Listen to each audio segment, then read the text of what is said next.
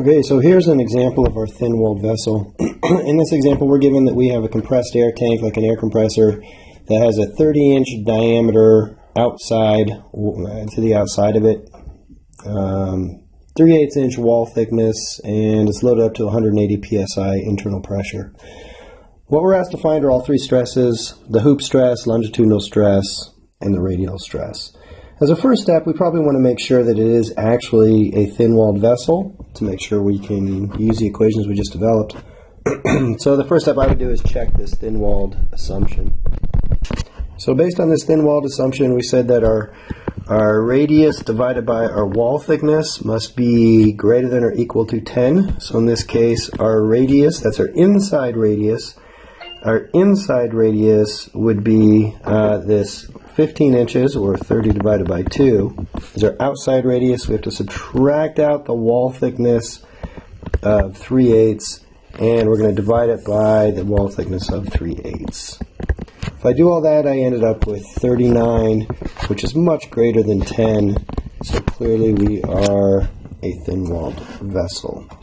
After that part, the rest of it's pretty easy. Most people like hoop stress because the equations are pretty straightforward. There's not any surprises or anything. Let's start with our hoop stress. So once again, what this would look like is if we were to draw a little element on here, we're saying that the whole thing would be something like that.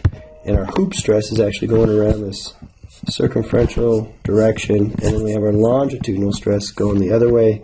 So sigma 1 and sigma 2, we call this our sigma 1, and that our sigma 2. And our sigma 3 would be coming out towards us. That's that radial stress.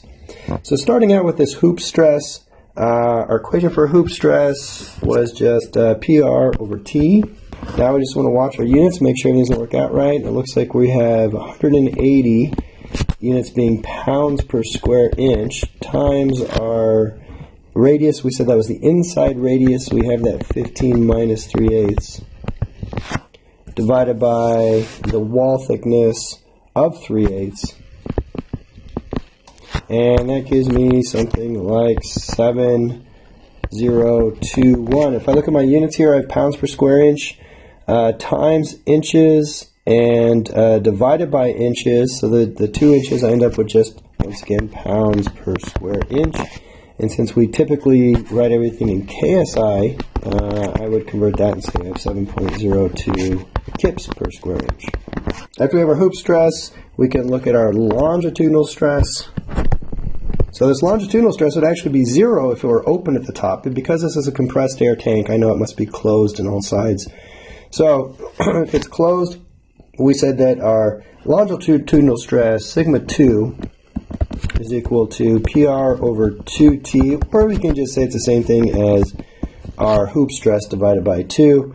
In this case, then we can see that would be 3510 PSI, or converting it to KSI, I end up with sigma 2 is equal to 3.51. And the last stress we have is the radial stress, and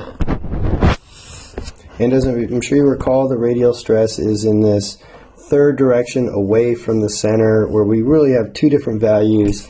Our radial stress, sigma 3, on the outside, is 0, and on the inside is just equal to the pressure, so it's equal to 180 psi.